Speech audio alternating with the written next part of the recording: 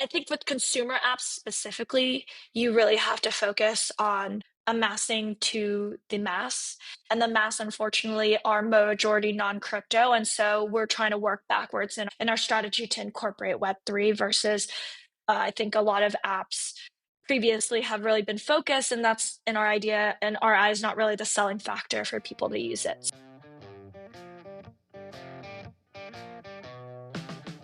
Welcome to the ATX DAO Podcast, the hub for exploring the forefront of blockchain technology in Austin's Web3 community. We connect you with innovators within ATX DAO and beyond as we venture into the world of decentralized technology. So crack open a beer and join us for a front row seat to learn about the innovations and trends shaping our digital future. This is the ATX DAO Podcast. Welcome, everyone, to the ATX DAO Podcast. We are very excited to kick off Season 2 of the podcast with a special guest. We have Lynette Ban with us from DISGO. And full disclosure, Lynette, this is our second time recording the podcast. We did have a little bit of technical difficulty the first time we did it, totally on my end of things.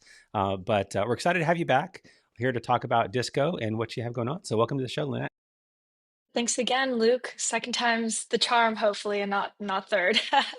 Yes. And the great side of that is that we know everything about DISGO already. So we have lots to talk about. And I think some other exciting things that are going on with DISGO since the last time we talked. So excited about that.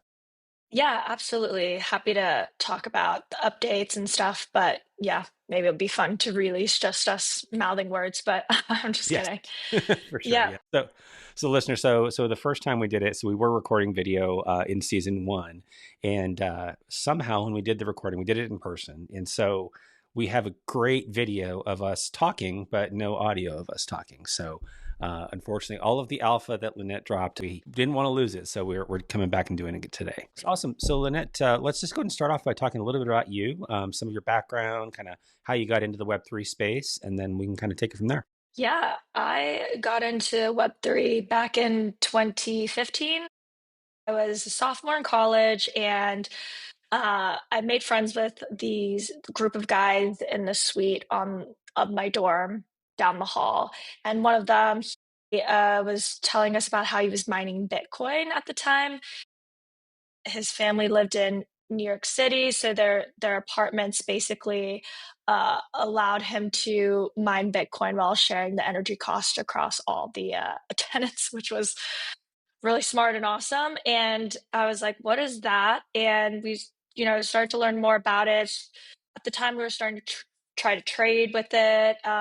We were both non-tech people. I was at the hotel school, so I was studying hospitality, which will come into play with what we're doing now with DISGO. But yeah, so, trying to trade, didn't really understand at the time, it was really tech focused, obviously. And so we really wanted to understand the tech. So together we kind of banded with the other groups of students on campus and co-founded Cornell Blockchain. So that's kind of how I started my crypto career. And since then, I've been working in the space. I was more in the finance exchange side of things, but have always been thinking about ways to merge hospitality and loyalty, as that is my interest. And that's kind of how the idea of DISGO was born. So yeah. Very cool. I feel like it's interesting too. Like all of our stories come from somebody talking about mining Bitcoin or something like that. And those of us that kind of got into the space early listened to that advice, or some like me, like in 2009, my buddy was mining Bitcoin upstairs and I just totally ignored it. And I waited way too long to get back into it. So yeah, really cool that you were able to kind of take that and do something with it. Yeah, I think it's I guess when I was interning in college, I was interning at a big bank, and basically there, I kind of realized like crypto was kind of what everybody was thinking Wall Street would be like. You know, obviously Wall Street post '08 is a very different climate than it is now. And that's kind of where I realized, I was actually teaching a lot of these, older financial people about the space. And I realized that it was less about, age and legacy in this industry, and that I could be a forefront leader in it as well, even though technically, because it was still such a young industry that nobody is an expert yet, or we're all still learning together and discovering new things. So yeah. For sure. Yeah, For I just sure. want to point out that it was kind of awesome. I think that's the only record on this podcast of like socialism actually working, right? With your buddy basically mining off the energy for the entire apartment building. Yep. Just want to point that out. The one time it's actually worked. Great stuff. Yes. Yeah. Yes. Yes. Now, No. maybe not so much. Yeah. Yeah. Exactly. Yeah. No, but this is awesome. It's good to hear that like you actually wanted to fuck around and find out by actually organizing a group of people, starting the club in crypto and then being like, hey, let's try and figure this all out together. That's awesome. That's like early signs of entrepreneurship, right? So that's pretty cool.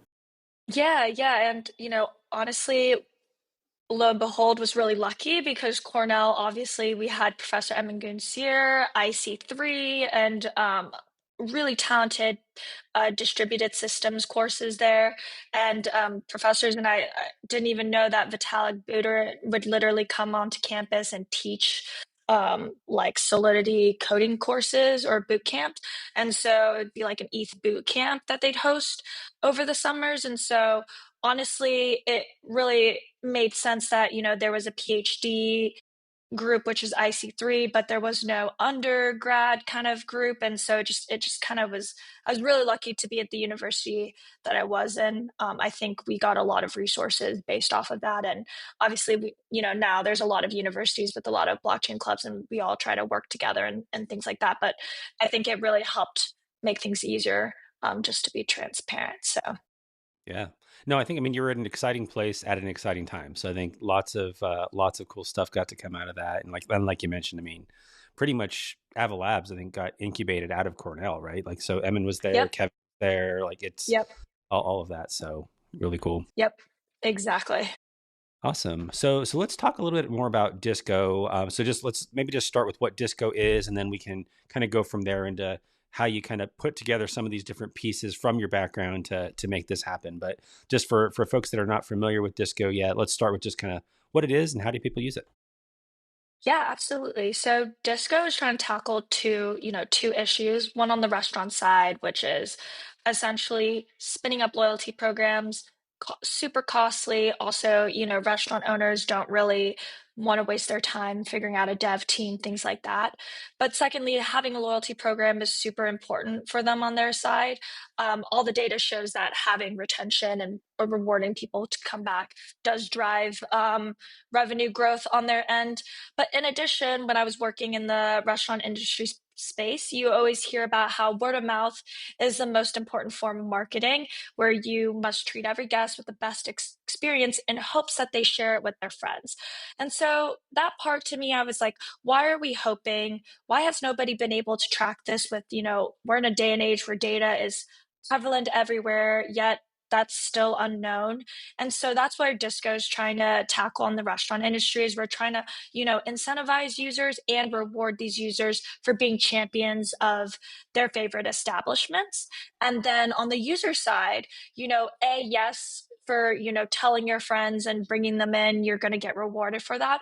But the other side we also wanted to tackle was that, we wanted to be able to have loyalty programs, but also be a marketplace in a way based on trust. And so you could be able to have more an interoperable loyalty programs where it's not just siloed and you earning all these rewards, but you can trade it, share it with your friends.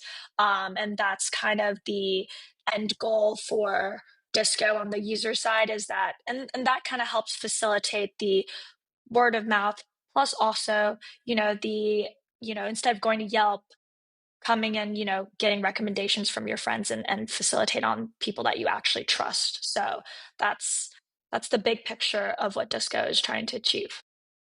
Very cool. Yeah, and I think that word of mouth, I mean, it's the best way to get new customers, right? Because if you just look at Yelp and that kind of thing, I think that's good. But if it's somebody that you know, somebody that you trust, I think that makes a big difference on, how much you will actually take advantage of that. So I think that's really good.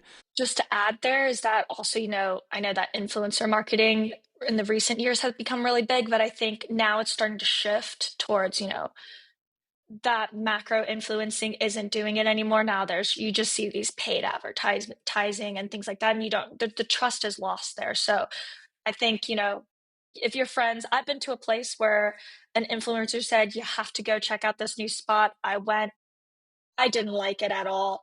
Now I tell my friends who send me the videos, oh my gosh, we should go check it out. And I say, actually, worst experience ever. And then they don't go because they're going to trust me over anybody else's who they don't know. I'll have you know that Red Robin is a great fucking Red Robin. No, no, but it is really interesting to see this, right? Like, it seems like you've created a business around this, and we kind of touched upon this on our version 1, right? Mhm. Like, that, like, the idea of quantifying and really qualifying, like, recommendations is kind of like guys, like, your Riz needs to match my Riz, and it's kind of like you've created this like medium to do that and like really ground that, right? Which is like one of the key things to be like, okay, I get a personalized experience of like where the fuck I'm supposed to go, right? Like where I'm accepted, whether it is the Red Robin or it's, you know, something more fancier. But Yeah, honestly, yeah, you know, I'm sure if you love Red Robin, your friends probably are similar. I'm a big foodie person, and a lot of my friends are big foodies, and I think we have similar tastes in that aspect. So, absolutely, there's no judgment in what you like and what you don't like. So, yeah, yeah, for sure, for sure.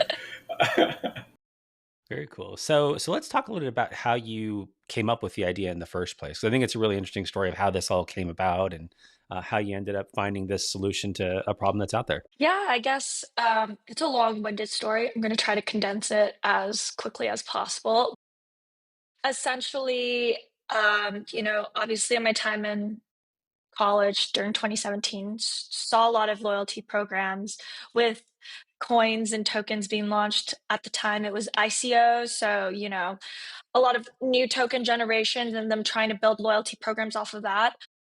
I think there were two aspects, in my opinion, that failed. For those, or all of those failed, were nobody really, unless you're into crypto, and back in 2017, there was even way less people than there are now that are interested in even touching crypto. And so people, when they hear it, there's typically an adverse reaction because it's a very big learning curve and most people just don't want to learn about it, which is okay. It's same with me with the healthcare industry. It's a scary thing. And when I hear anything that related, I'm just like, leave it to everybody else kind of vibes. And then B, there, you know, I think when you have a token, it's very interoperable, yes, but it's so interoperable that it loses the point of loyalty. So it doesn't matter if you go to restaurant A every single day, you're earning that token. Yeah, you can use it at restaurant B, but then you have the other kind of user that goes to A, B, C, D, E, F, G, and they're just amassing all these rewards. And it doesn't help all these restaurants that are part of the network. It only really helps the company that is hosting this network, right? And so my I really wanted Disco to be a place where we're genuinely helping these restaurants build loyalty. And so that's kind of where the thought process of, we have, yes, it may not be as quick to scale in the long run, but I think in the long run there's a lot of way more benefits coming from it to the restaurant owners themselves. I know it's a very tough business to be in and we want to help them survive, especially post COVID. And so that's kind of how we thought of, launching each individual loyalty programs, but you still have the idea of, individual perks and that interoperability aspect, but you're actually bringing, these clients into your favorite places, right? Versus it could be anybody in your network. It's obviously for us in Disco, we want as many people, as many restaurants partnered with as possible, as same as these 2017 loyalty air quote companies. But the more on their side, the more that they amass, the issue is there's less loyalty involved. And then for us though, even though we have, more partnerships, there's more perk liquidity, but we're still, showing who is a champion of each of their place, each restaurant, and incentivizing the user to go to their favorite places. And if they want to try something new, to go to a place that their friend recommended. Yeah, I guess the idea came up from a mixture of things. that plus when I graduated, I'm an Austinite, but I was living in New York City. I moved to New York City first. And so, it's a very, very overwhelming place with a lot of restaurants and a lot of food. It's a foodie's dream. And so there's so many places I wanted to try. This is before Google Lists existed. So I was just essentially writing things down in notes that everybody has recommended to me and looking it up where it is at the time I want to go out to eat, etc.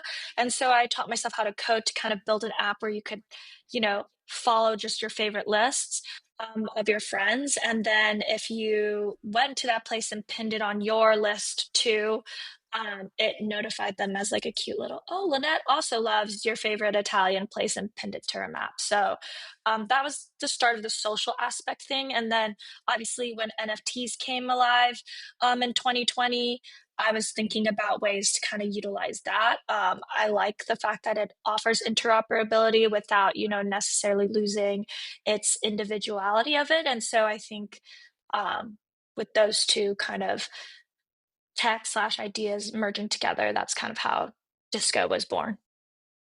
Very cool. Yeah. And I think that's a really good, like, I think a lot of people talk about like the best product innovation is when you're solving a problem for yourself. And I think it's kind of cool that you just like you had a problem, you had a solution with your notes app, and you're like, hey, I can do a better job with it if I learn to code, learn to build this out. And so I think those are where some of the best ideas come, where you're not like trying to ideate like what's the best product, what's the best market need. It's just like, what do I need? And then, yeah, maybe other people need it too. So just when you were mentioning that, it made me think of another app that I've recently started using. Have y'all heard of Sofa? Sofa? No. So basically, it's an app. Whenever somebody recommends a movie or a TV show to you, or a book or whatever, you can put it in there. And then if you have downtime and you're like, "What should I watch?" You can actually put it in. Like it doesn't link it like you all do with Disco, but it's cool. Like it's just a way to look at that. And I think Disco does a lot of that same thing. If it's, hey, what should I eat? Instead of, okay, let me search all of Yelp and see what's out there. It's like, no, what's been recommended to me by my friends. And then I know, okay, this is a cool place to go because four of my friends recommended it to me. And I think we'll talk in a little bit about some of the loyalty things that y'all are working on with that, but maybe there's added perks to it beyond just reminding me where the cool places to go are. Yeah, for sure. So very That's cool. super cool. I'll have to check it out. So yeah, so let's talk about that social element of it more. So obviously there's the recommendation side, but then like on the loyalty side, like what are some of the things that kind of differentiate Disco from other loyalty apps out there? Yeah, so because we are in our MVP, I will say this year in 2025, our goals is to add the social element. We just wanted to start off as basic as possible. So right now it's focused on the loyalty aspect. So we're trying to mass as many loyalty programs and partnerships onto Disco in Q1 as possible. So first, what kind of makes this a differentiating factor is this is kind of how we pitch to restaurants. Just had a meeting yesterday with another restaurant about it. Is that yes, we are a plug and play on a loyalty side, and we spin up a loyalty program with you. All you really have to do is work with us on the tiers aspect and give us maybe an art that you like that represents your like membership thing, and then we can really spin it up in 5 minutes. But for us is that interoperability aspect of it where we're going to be able to track word of mouth. So right now we've just introduced where you can gift a perk. And so when you press that button, a perk that you've earned at your favorite, one of your favorite places that you've proven loyalty there, you've gone enough to amass perks yourself. You can gift it to a friend. And so because we're so focused on word of mouth, it is a text. So you text your friend, just because obviously if you know them well enough, you'll probably have their phone number. If you don't have their phone number, I don't think they're probably not a friend. So the idea is that you can text them a perk, and as long as they have Disco, which they can obviously download as well, they'll be able to receive that perk, and they can go to, your favorite restaurant. For example, like Seven Spirits is one of our partner restaurants. They can go to Seven Spirits and, amass a perk, and use it. They can get one themselves and start, earning rewards there, because the odds of you liking a place your friends like is probably much higher than you just trying and seeing what Yelp people are recommending. And so that is the kind of key functionality that we're first introducing, and then that's kind of how we're tracking word of mouth. And so the data we'll be able to provide for restaurants is, who is sharing perks the most, right? And those guys should be rewarded. And also, which perks are valuable, which perks are bringing new customers in. I think this kind of data people don't really know. Even if they send like an email marketing, they don't really know who's coming, who's a new customer who's coming in because of this email, or they're just most likely existing customers that saw there's some discount and came in, right? So that's really the loyalty aspect with a twist, is what we like to say, and what makes us different from just teaming up with any other loyalty rewards program or just building your own app, to be honest, which you can, but I think obviously we provide a little bit more value than just that. So is it safe to say that like, and I think we touched upon this last time, but I'm just realizing this other kind of, I'm glad that we're actually doing V2, because like now the brain is actually firing a little bit deeper. But like, so it seems like this cross-pollination, right, is what you're kind of like tracking, this organic cross-pollination of incentives between your friend base or your future friend base, right? Like, but I'm also curious to see then that data, like there's no doubt that that data is extremely valuable, not only for you to get a better insight of your users, right? And also for the restaurants that onboard, or, the dining or whatever the culinary experience is that they're onboarding, right? Like they're getting that data too. But I'm just curious, is outside participants able to also see this data as well? Like, are you thinking ever about like, hey, this is a data stream that if you're just interested in understanding about this demographic of users, like you can access this data via our platform? Or is it like you're going to monetize it? Like, are you thinking about anything like that? Yeah, I think for us, it would probably be a monetization point for us. I think we want to make the data available to people on our network, contributing to our network as people. But yeah, we want to be able to show like, hey, um, these users are, we can kind of see now how word of mouth, how organic growth goes in one direction, how it becomes an exponential growth versus how it dies off. For example, I think it's an interesting experiment even for us, because I think this is the first time really people are kind of seeing that data in the restaurant space. So we don't really know exactly how perk behavior is going to look, but I will definitely get back to you on how it looks. But exactly, we want to monetize that for the restaurants to be able also to see, okay, people care more about these kinds of perks. Maybe we can change our loyalty program structures to incentivize more people, or to come even more. And then also they'll be able to send like push notifications to um, either all the users, all the way down to maybe their diamond tier users, specific perks and things like that. So it's kind of to help with that marketing aspect, and also with the law. I think people don't really follow restaurant accounts. At least I don't really follow like every single restaurant that I liked, like social media. And so this is like a way to be marketed and notified, and especially places that I love going and I'm earning loyalty rewards, they can target me a little bit better. So Do you mind if I also ask, what are your thoughts about like embeds into existing like Web3 or Web2 social kind of platforms? Like my sister is a foodie. Like me, like I really don't give a shit. Like I can put sriracha or peanut butter on anything and I'll eat it. Like it does not make a difference. Like I'm just built oddly that way. That being said, like my sister is very peculiar about like plating arrangements. This has to be this I want to go there, like much like you, in that, hey, I heard there's this restaurant, there's this new chef that's coming in, like me and my friends want to go. I totally get that. But I'm curious, one of the things she always does is like she'll take a photo and she'll put it on her Insta, and I'm like, she's sharing with her world and her follower group, this is what I'm eating and dining in. is there thoughts or integrations that you guys at DISGO are planning to be like, hey, we're going to embed this into Insta, or we're going to like allow you to cross post to be like, I got this perk. This is the thing. You're going to tie it all up together. Are you thinking along those lines as well? Yeah, I'm really glad you asked because obviously the current app right now is going to look a lot different when we're done with it. Kind of part of our 2025 goals is to start implementing the social aspect of it.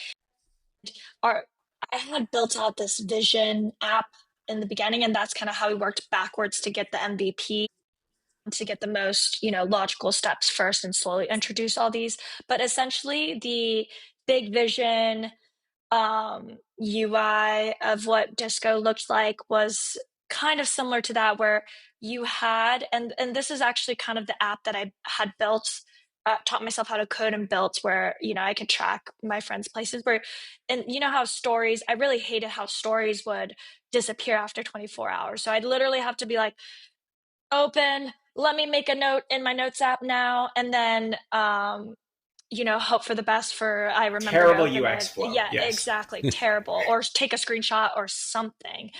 And so it was basically where you could, because restaurants also, their whole menu isn't going to be great. I think, you could go there and pick very popular items or items that they're really good and known for and have the best experience ever.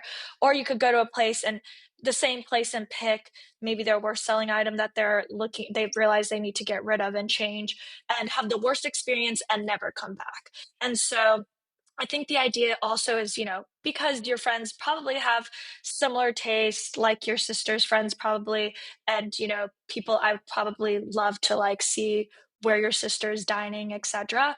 Um, Basically, the idea is that you will be able to like have that social aspect where you can comment and have the pictures of plates that made people come back, the dishes that people actually come back for, saved there as well. So that's the overarching goal as well, because we do recognize that. I think, I don't know how it would integrate with Insta. Maybe that is something we could look into, where maybe if they do post on their story, they can send it to DISGO and DISGO can hold it forever, versus, right? But or maybe they post it on DISGO first and they can easily add it to their Insta story as well. I think it either way could work. But yeah, absolutely, we're not, saying we're the new Instagram. I think Instagram has its functions and its um core uses that people go on for. And DISGO, we want to be, instead of you going to Yelp or Google Maps or Google Lists and kind of diving through there, even Open Table, these places that honestly I don't know how to look for reviews, etc. Um, that you just go to DISCO first to figure out where you're where you should go dine, and maybe get a perk out of it, enjoy a free drink off a friend of yours, and yeah, enjoy it. Obviously, we want to integrate with like dining reservations and things like that, but that's all futures. But our main purpose is, I guess you surpass going to Yelp and you come to DISGO instead. Very cool. That's cool. Yeah. So I want to expand on that, like the sharing part of it, because I think that's the part that to me is the most exciting about the possibilities of it. Because I think a few different things. Obviously, one is I know that it works. So my girlfriend likes to hoard Domino's pizza credits. So I think she has 15 of them. Like she has not used any of them for like a decade or something like that. So she has all of these things, and she just has all these emergency pizzas, which now they're doing a whole marketing thing on emergency pizzas, but she had them for that. And so she runs a nursing unit. And so she can just, if anybody needs a pizza, she can buy them a pizza, and she has to keep it in her app though. And she has to order the pizza for them. But if she had the ability to gift those pizzas, which like if, because of her status with them, that would be huge. And so I think y'all being able to do that is a big deal. But even if people earn things like access, right? So if it's like, hey, I can't get a reservation at this place. Well, if I have a certain status at that place and I can say, hey, actually, I can hook you up with that. I have a, reservation, bypass credit, and that's a big deal. And so that person it's like a status symbol for the person that gives it, but also a great way to have your most loyal customers able to reward. So I think just a lot of great possibilities. For sure. And eventually we wanted to be able to actually trade. And so instead of right now, it's a very simplistic function where you'd have to send to your friend and your friend could send you something else, technically, if they wanted to. But eventually we want to be able to have it where in app you can just trade. Maybe you're a diamond tier at this Italian place and your friend's a diamond tier at this sushi place, and you guys are feeling why don't we just swap and help each other out and go check out these other places tonight? And yeah, so that's kind of the end functionality. Exactly. I just gotta say, I think it's kind of dope that you're doing this. It's kind of funny, like me being like a nerd, which is like, I think we also hit upon this. I think our audience knows this. It's like, dude, you're just really a 12-year-old. I really don't think you're an adult, really. I Which is remember why we're so this. like, I yeah, remember exactly. this. I was saying, aren't we all immature? My Instagram bio literally says that I'm an amateur DJ and a more immature being. We're going to touch upon the DJ stuff. Technically, like for those of y'all listening, because you're listening for the first time, the reality is in our first version, Lynette promised actually to say Lynette promised that the next time she comes back, she's going to DJ for us. So I don't know if we're going to be able to do that this time, but I guess we'll have to do it in V3. But I just wanted to say I think that this is really cool that you have this not only this incentivization mechanic, right, where directly people are getting the points, but this stranding mechanic, right? Um, and I say this is like I preface this and I open this idea with like this 12-year-old concept because like I play a lot of video games, and one of the things that I did over the holidays was I started playing this video game by this legendary game developer named Kojima. He made Metal Gear Solid and all this stuff. Like for those of y'all know, he built this game called Death Stranding, and it's this concept of leaving things behind so that other people can benefit off of it, right? So it becomes like a cooperative game while you're on this journey, and it seems like crypto is one of these unique places where you can do this, where you can like leave things behind so that others that maybe are in your network or not in your network can then like get an incentive to discover something or go on their own journey. I think that's pretty fucking cool. I think like a lot of people never drill down on that like enough to be like, oh, this is just like a goodie bag just left for me and I just have discovered it. It's kind of like almost like a geocaching kind of thing, right? Like you end up in a place, you're using the app, and then someone's left a perk that you can capture and then use it is pretty nice. It encourages that discoverability of things. It's pretty it's just dope. I just think that it's cool that you guys are doing that. um I know for a fact that like my like shit, like my sister would definitely use that to be like, oh, I'm just gonna go discover this place because there might be a perk there that I could just go do, whether it's in my friend group or extended of my friend group. So yeah, just Yeah, really something appreciate neat. it. Yeah, I think, just for me as a person in general, loyalty is something that's really important to me. And, as everybody grows, you want to bring your people along with you, and you want to help the people that you care most about. And so that's kind of also where this idea came from, is like, you know I'm already sharing all these places. I want them to experience what I experienced too. When I tell them to go to this place, it's genuinely, I want them to have the best time ever, just like I did, and love it just as much as I do. So yeah, it's I think it's just me as a person plus my interests all kind of bundled into this app. So Yeah, Great. you're encouraging societal sanity, which is good, right? yeah, It's kind of cool. So yeah, sorry. appreciate it. Very cool. Oh, you're gonna make So, me cry. I'm just kidding. uh, awesome. So we should Really probably just talk. a big sweetheart behind a left curve retard, really. Awesome. So let's talk a little bit about some of the tech that powers this. So I know one of the big things with it is that you do have some blockchain elements to it. Do you want to talk just a little bit about kind of how does the blockchain come into play with what y'all are building, and that kind of thing? Yeah, absolutely. That's, I think, one of the bigger questions, especially in the Web3 space, that we get. Um, right now, I think technically we wouldn't need it to be on Web3, but we think the capabilities that NFTs, as I mentioned, offer, we want to be able to actually leverage that for our future capabilities as well. But right now, the perks are NFT based and the membership that you claim are NFT based. And so when you send perks, we're all tracking that on chain on the back end. It's all abstracted. So most of our users are actually non crypto. But eventually, we can also add the ability to maybe lend. It is a smart contract at the end of the day, so we think there's a lot of cool things we can do with it. And on top of that, we were also looking into maybe doing like an Avalanche L1, our own kind of L1, and maybe there's a rewards or a a marketing ecosystem aspect that we can put into play. And maybe not saying tokens are out of the picture, but that is something we want to be able to have the option if when we find the best way to implement it while keeping non-crypto users. I think we have a big we like to position ourselves as like a marketing firm. We tell restaurants, think of us as spending it towards your marketing budget, right? We're word of mouth, organic growth, growing in that aspect of ways. So I think there's a lot we could do with having our own L1 and maybe rewarding users in many different forms, not just with perks, maybe with tokens, and I think there's a whole ecosystem that we can do. It's a very vague answer. I get it, as we're just trying to grow without overwhelming the user too much on the I think with consumer apps specifically, you really have to focus on you know, amassing to the mass. And the mass, unfortunately, are majority non-crypto. And so we're trying to work backwards in our strategy to incorporate Web3 versus I think a lot of apps previously have really been focused, and that's in our idea and our eyes not really the selling factor for people to use it. So yeah, so that's why it's kind of a vague thing now, but it is definitely on our top minds is how do we incorporate Web3 technologies while, not scaring the user. So Yeah. And I think that's 100% the way to do it, right? Because if you think of how folks are going to get that recommendation, they're going to get it as a text.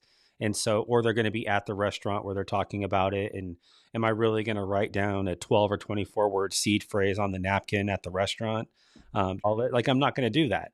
And I think just for the most part, like just onboarding the masses, I think having it extracted away is the way to do it. So you can benefit from the tech, but then you can also make it easy for the user. So I think that's definitely the way to do that. absolutely, for the restaurant side, a data providing company, that is our goal. And so eventually, obviously, I think the next wave of data providing companies is that you can trust the data that we're providing isn't manipulated. It is secure, right? It's transparent to these restaurants that are onboarded on our network. They can see what we are seeing as well, and so that is also the other selling factor is that we're just here to help you honestly launch and host your loyalty program. The data, all that, we're helping you comb through it. But if you really want to do it yourself and make sure everything is combed the way you like it, you have access to that data. We're not gonna from you. So Yep. That's awesome. Very cool. One other thing I did want to just touch on real briefly. So you mentioned an Avalanche L1. So for those that are listening that maybe aren't as familiar with kind of the architecture of Avalanche, so there's the primary network, which is the C chain, the X chain, and the P chain.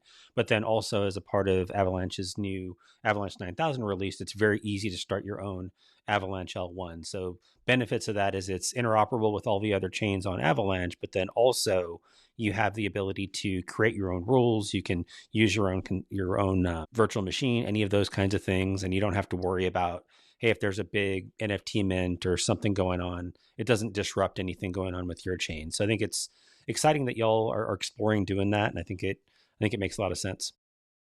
yeah, I mean, you can customize a lot of aspects like gasless fees. For us, gas is kind of an inhibitor. So that's kind of also the reason why we were like, okay, we can actually now utilize blockchain in a much easier way to build the consumer app the way we need to. Given that maybe I know like in the fintech space, decentralized finance, security and decentralization is a lot more important versus then for us, it's maybe a little bit less in comparison, but there's still so many aspects of the technology that we can utilize. So yeah, that's also why we were like, okay, with the L1s, this is awesome.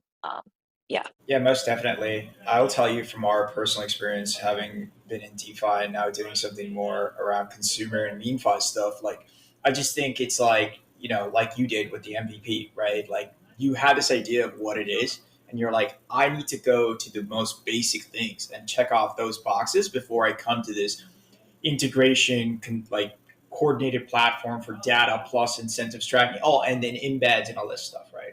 I think very much so. You're 100% on the right path to be like, dude, you don't have to integrate every fucking thing on the planet here on the tech stack side for like leveraging crypto, right? You start off with the key components, and it's like you said, like there's way more Web2 users than there's Web3 users, right? And like focusing on these kinds of markets, like over here, you're going to have to focus on more Web2 users. This isn't an emerging market kind of like tech stack right now, especially around foodies. So, yeah, it makes a lot of sense. And I think AVAX does give you a lot of great asymmetrical advantages, not only on your own personal journey, but in this tech stack for what you're building. Yeah, I'm excited to see like how this progresses. Like I think it really interesting. If anything, I know for a fact my sister's probably going to be like, a new foodie app, like sign me up. I'll be like, well, okay, cool. You need to talk to my friend here. But yeah, I think the progressive onboarding and integration of stacks just makes way more sense. And from a business standpoint, your business logic is not completely upended to be like, I need to have a series of blockchain developers now, like right now, like a team of like five that are going to ship something. So smart move. Yeah, yeah. And also, we are, you know, we do have the marketplace issue, the chicken and egg issue. We need both restaurants and users. So we need perks and we need loyalty programs to even start tracking word of mouth. So that's why our Q1 goal really is to start amassing a lot more restaurants. When we last spoke in V1, we just only had one partner, Seven Spirits. Last Friday, we launched with a new bar, Manchaca Sports Owner. If you guys are in Austin, we're throwing another event at Cabana Club February 13th. And so we're signing on with them as well. So, there's a whole bunch more places that we're hoping to amass, and we want to do something big for like South by Southwest, for example. I think our app will be way more useful once we actually get more restaurants on board. So that's really our big push for this Q1. So hopefully you'll see a big difference and the map a little less empty at Q1. You can hold my feet to the fire there. So No, that sounds awesome. And so just for those, if we do have folks that are either restaurant owners or know restaurant owners that may be interested, like what does that process look like for them? So let's say yeah. I own Haymaker, I'm interested in being a part of Disco. Like how do they, like what's that experience look and feel like? Great question, Luke, because actually we are launching by the end of January. Honestly, hopefully next week. We're just ironing out some details. We're launching an ambassador program where if you intro us, you don't have to do like the selling aspect. It's more just like, hey, I know this app. Like, I want you guys to be on this so I can start earning rewards myself and sharing. If you intro us to a restaurant, for example, like Haymaker, and we onboard with Haymaker, our goal is to be able to buy a free meal for you at Haymakers, for example. And so we want to be able to actually give back. So you can get a free meal, your first free meal at the place, and start earning rewards once they're onboarded with us. So the more restaurants you get, the more free meals you're gonna amass at places that you like to eat. So yeah, that's kind of the goal, and also helping us expand because me and my team, we can't do it alone. There's two of us in in town, and yeah, it's a lot. So Very cool. Well, I will get to work on Haymaker for you. It's my neighborhood bar. I live like a 2 minute walk away from there. So awesome. Love we'll see if Haymaker. I can Yeah. see if I can lock them down for you. Well, your next meal slash drinks will be on us if you do. So Very cool. And then on their end, like what's involved from their side? So let's say successful, they're down, they want to do this. Like how much tech knowledge do they need? Is it pretty user friendly on their end? What is that? yeah, it's we worked with our launch partner Seven Spirits to try to make it as you know easy as possible for them. So essentially, we built a restaurant playbook. They'll be able to see there's no technology needed on their side, but minus putting the Disco NFC tags where people actually like Apple Pay tap to check in. But other than that, that's really all they need because we handle everything on our end. Essentially, when you use a perk, for example, you show it to a waitress, there's a 2-minute timer so they know it's not a screenshot, and then it disappears. So that's it. They just have to put it into their system, which already exists. So eventually we'd like to integrate with POS systems, but this was our fastest, scrappiest way to kind of get started and get the ball rolling. So Very cool. So a couple other things I wanted to just chat about a little bit before we wrap. So I know y'all have been involved in a couple of programs recently. So you're recently in Codebase with Avalanche, and then you're also part of the pitch competition for ATX DAO, which will be a little more than a week away on the 25th. So want to just maybe talk just a brief bit about kind of your experience there, anything that kind of were good takeaways, things that you learned in the process, or just anything you want to share about that. yeah, I think Codebase was such a great experience. I think being a founder can be a little bit lonely sometimes. And obviously, you're talking with your team all the time, but having also outside feedback, people that are a little bit one step removed from being in such a narrow-minded aspect is really helpful. And also, it was really great to see other projects being built in the space and other teams, and that was really already just super motivating. And then Codebase itself, I think what we really gained value out of it was it really helped us kind of iron back out the vision. We do want to eventually, fundraise so we can bring the rest of our team full-time onboarded. But, I think we kind of forgot and got a little bit more narrow-minded again, given that we've been pitching restaurants all the time. So but that's not our big vision. And they really helped us, for our demo day, really kind of step back out again and remind us again what we're really trying to strive for at the end all. And so that I think was extremely valuable for us. Also, none of us here are on our team, at least, are like UI UX designers or PMs, honestly. And so that is something I've had to learn. And you wear many hats, but I think the design of Disco when we first launched has really changed now. So over the break, we've redesigned it. So if you update your app, if you currently had downloaded it, or if you download it now, it looks a little bit cleaner. And I think this was from some of the lessons we learned about UI UX and some of the mentors. I hopped on a separate call afterwards and walked them through my Figma that I had built. And yes, I had to learn how to use Figma, never heard of it before.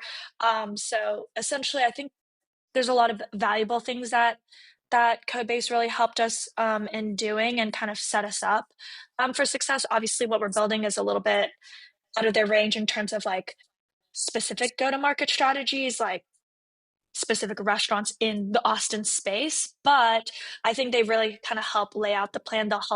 They helped us with, cold outreach, things like that, marketing, helping us. There's just so many talented, smart people, honestly.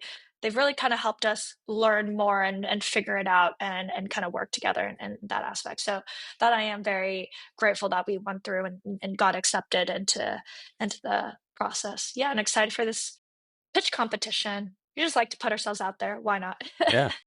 For sure, yeah, and so, yeah, and that's awesome. I think I had a chance to listen to your pitch when y'all did it. And fun fact is that the first time we did the interview was the same day as that.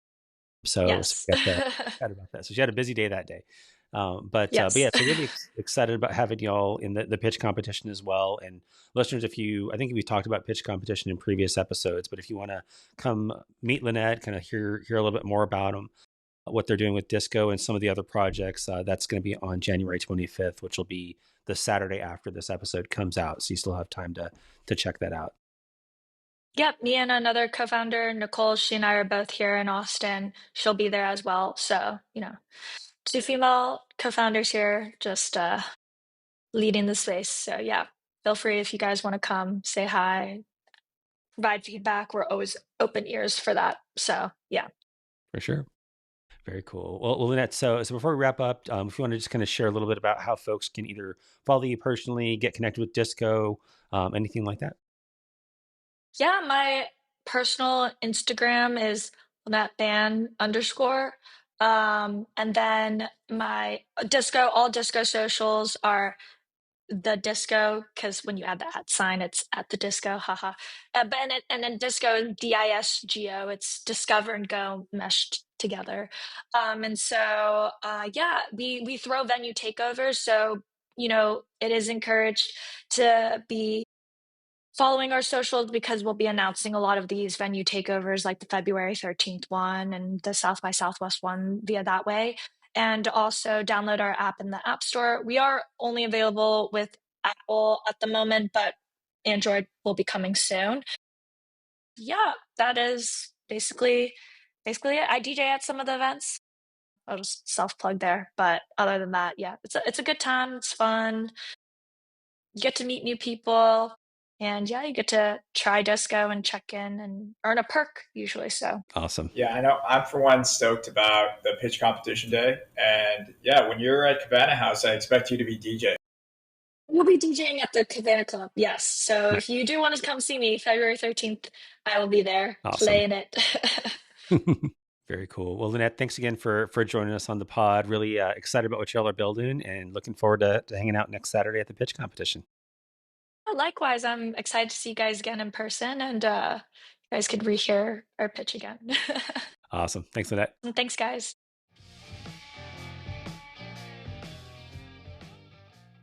Thanks for tuning in to this episode of the ATX DAO Podcast. If you like what you heard, please rate, subscribe, and share the podcast with your friends and colleagues. To learn more about ATX DAO, visit us at atxdao.com and follow us on X, Farcaster, and LinkedIn at ATX DAO. Thanks again for listening, and we'll catch you in the next episode.